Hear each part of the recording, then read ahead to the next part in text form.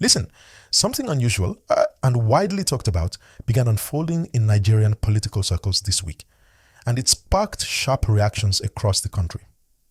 A senior political figure returned from abroad. There was a tense standoff at the airport, and that encounter has now drawn in one of the country's most prominent political leaders in a public show of solidarity. What really happened? How did it unfold? And why are so many Nigerians talking about it right now? Let's unpack it clearly. You might have seen clips or posts about it online. Former Kaduna State Governor Malam Nasir El-Rufai, a longtime figure in Nigerian public life, had what some people are calling an airport incident on Thursday.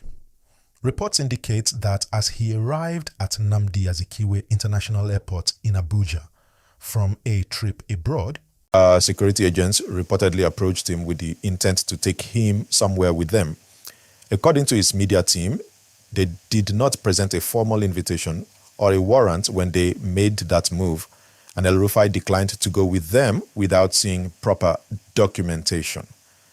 That's how his aides described the encounter on social media shortly after it happened.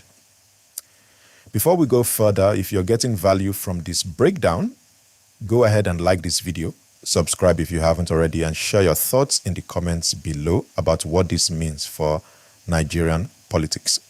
It really helps us bring you more clear explainer content like this. Back to the story. The situation at the airport drew attention not just because of who was involved, but because of how it happened.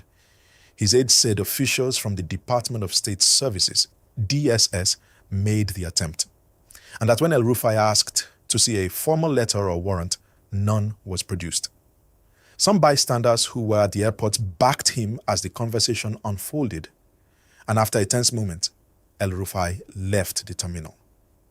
His legal team later issued a statement calling the attempted move a violation of constitutional rights and of the rule of law, saying no lawful process had been followed.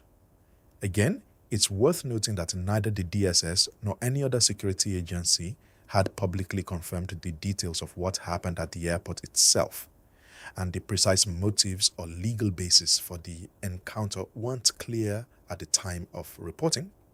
So some of the narrative comes from statements by El-Rufai's team and his supporters. That's an important nuance to keep in mind. Now here's where it gets even more interesting. On Friday evening, former Vice President Atiku Abubakar, another veteran of Nigeria's political scene, went to visit El-Rufai at his residence. According to Atiku's post on social media, he made the trip to show solidarity after what he described as a failed attempt to arrest the former governor. He accused the Independent Corrupt Practices and Other Related Offences Commission, ICPC, a separate anti-graft agency, of acting in a partisan way in the matter, even though officials from that agency hadn't spoken publicly about it yet. Atiku shared photographs of the visit from his social accounts and said El-Rufai was unfazed by the airport incident and remained committed to his vision for a better Nigeria.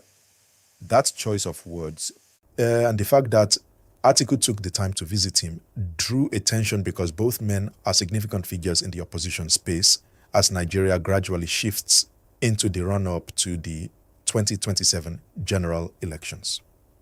So let's pause and consider why all this matters. On the surface, you might see an airport confrontation and a follow-up visit, but there are deeper currents here. Politics in Nigeria right now is highly charged, particularly among opposition leaders and figures outside the ruling party.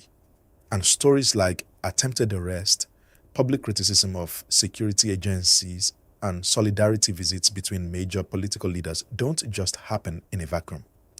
They feed into broader concerns about how politics is being conducted, how the rule of law is respected, and how power, both in government and in security institutions, interacts with elected or formerly elected officials. Whether people agree or disagree with any of the players involved, it's clear that these events are prompting strong reactions from many Nigerians online and offline. And that's partly because of what they might signal about how political contests and disputes are being managed ahead of a very consequential election cycle. Let's go back to the timeline again, because understanding what happened helps you make sense of the wider debate. Earlier in the week, El-Rufai had said in interviews that he was concerned he might be subject to legal action by federal authorities, pointing to the fate of some of his former aides who had been detained. And that set the stage for heightened expectations and media attention around his return home. Then came the airport encounter, and now the very public visit by Atiku. Each of those moments builds on the last. Atiku's choice of words also brought another layer into the conversation. By publicly calling out the ICPC as partisan, he wasn't just defending El-Rufai, he was also framing this incident as a part of a larger narrative about how anti-corruption agencies are being perceived in the current political climate.